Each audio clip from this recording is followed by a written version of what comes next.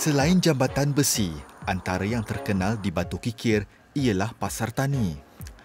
Pasar Tani Batu Kikir merupakan pasar yang terbesar dan menjadi tumpuan penduduk setempat di sekitar daerah Jempol pada setiap hujung minggu. Barang basah yang segar dan berkualiti antara yang menjadi carian utama pengunjung pasar ini. Ia semakin meriah apabila tibanya Hari Mantai. Hari Mantai ialah tradisi sambutan awal yang dilakukan rakyat Negeri Sembilan bersempena menyambut ketibaan Ramadan dan Syawal di mana daging segar akan menjadi buruan untuk dimasak rendang.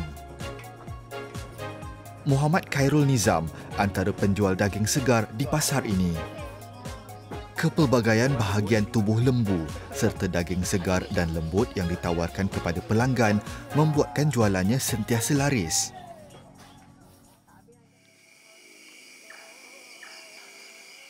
Seawal jam 5 pagi, Khairul memulakan persiapan untuk ke pasar. Bekalan daging harian yang disimpan di rumahnya diperoleh daripada pembekal di Kuala Pilah sejak lebih 10 tahun lalu. Kuantiti yang kita akan bawa ke tempat berniaga bergantung pada tompek.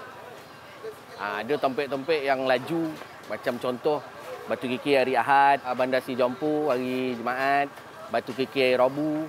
Yang itu kita biasa bawa kuantiti 100 ke 150 kilo lah kita bawa. Mungkin akan lebih sikit. Tapi untuk hari yang kurang, kuantiti kita bawa bawah 50 kilo. Kalau kita bawa banyak pun dia boleh merosakkan barang.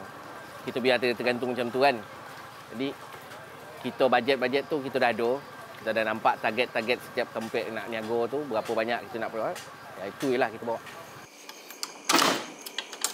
Usai persiapan, Khairul akan bergerak ke pasar sesudah menunaikan solat subuh. Permintaan daging segar yang biasanya bergantung kepada sesebuah tapak pasar akan menjadi berlipat kali ganda setiap kali tibanya musim mantai. Kalau tiba hari besar ni, biasa kita dah buat secara berperingkat. Contoh seminggu awal, pelanggan dah mula membeli. Pelanggan jarang nunggu hari besar. Pasal kadang-kadang tu miss tak pek barang, tak pek daging bila kena hari besar. Jadi diorang dah mula beli pelan-pelan sikit-sikit lah dalam masa 1 minggu tu. Untuk dalam 1 minggu tu menjelang hari besar tu kebiasaan cocah lah hampir 2 tan. Setiap kali tibanya musim mantai, pasti ramai yang akan keluar untuk mencari daging segar. Lokasi tapak pasar ini yang strategik juga membuatkan permintaan daging segar di Batu Kikir ketika musim mantai bertambah. Ada ya customer yang daripada felda-felda lain datang sebab Batu Kikir ni salah satu tompek yang terkenal untuk hari mantai. Keadaan Batu Kikir ni terletak dia ngam-ngam kat tengah. Maknanya perjalanan ke Seremban, ke Jelabu, ke Muazzam. Jadi orang senang bertemu kat Batu Kikir. Dan bila tapak mantai tu pun dia tersusun dan teratur. Orang senang nak dapat. Itu yang pada saya Batu Kikir ni dia terkenal lah untuk mantai. Sangat-sangat meriah. Selain daripada Juasir. Juasir pun salah satulah tompek .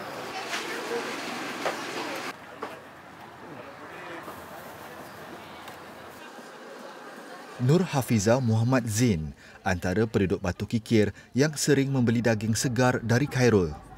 Pada hari biasa, dia membeli daging segar untuk disalai. Namun, sebagai persediaan Hari Mantai, Hafiza akan memasak rendang. Saya prefer daging pajak. Pasal dia tak lecu.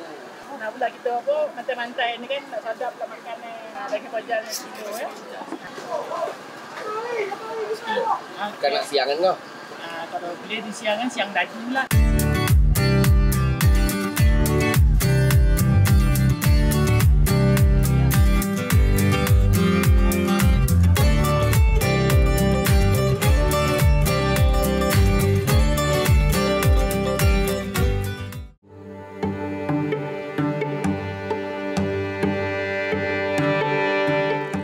Sekembalinya Nur Hafiza dari pasar, persiapan menyediakan juadah mantai lantas disediakan.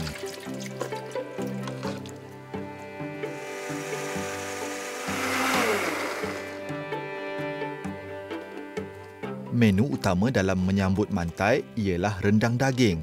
Sajian wajib yang sering dimasak sejak tradisi ini mula dilakukan sekitar tahun 1950-an. Antara tradisi yang turut tidak ketinggalan ialah pemakaian telepok, aksesori kepala bagi kaum wanita di Negeri Sembilan. Persiapan bahan memasak rendang cara Negeri Sembilan adalah mudah dan ringkas. Apabila siap nanti, ia akan menjadi lebih beraroma dengan rasa tersendiri yang autentik kerana dimasak menggunakan dapur kayu.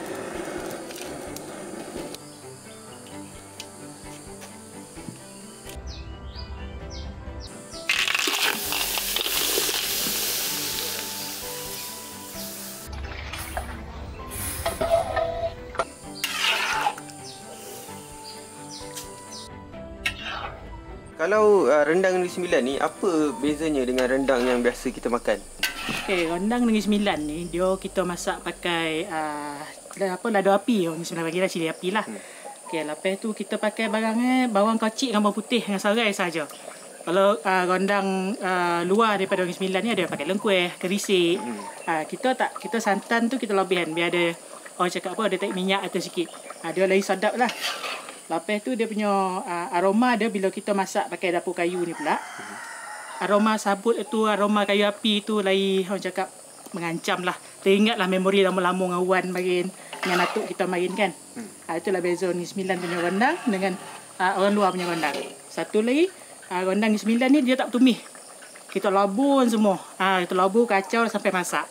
Kalau rendang luar tu dia kena tumis lah. Itulah beza rendang Negeri Sembilan dengan rendang luar.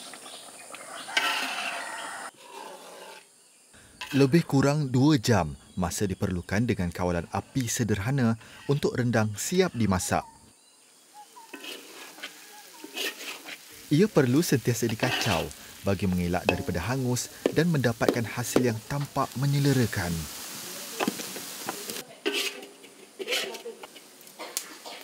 Rendang yang sedikit berkuah atau kering adalah bergantung kepada selera masing-masing.